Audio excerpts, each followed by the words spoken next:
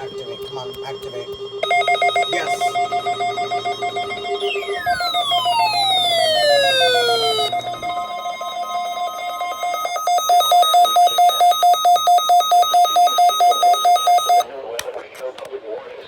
Oh my Specially built receivers are activated by the signal to warn of severe weather or other hazards.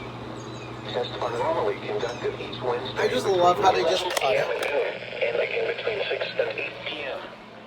If severe weather is expected on Wednesday, the test will be postponed until the next day. Why are you so blurry?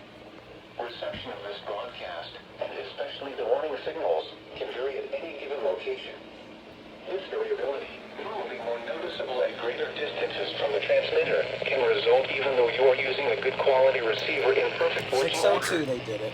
Warning alarm tones are activated on transmitters for counties where the signal is reliably received in sufficient strength for consistent and dependable service. For station KIH 2060, Daytona Beach, warning alerts will be activated for Volusia, Flagler, Putnam, Lake, Seminole, Brevard, and Orange counties. For station KIH 63 in Orlando, warning alerts will be activated for Brevard, Lake, Orange, Osceola, Polk, Seminole, and Volusia counties.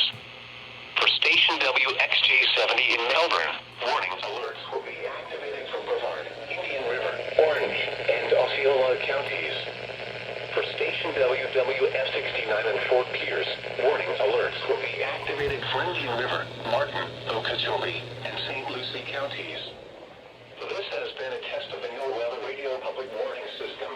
And happy Cinco de Mayo to you too, Melbourne.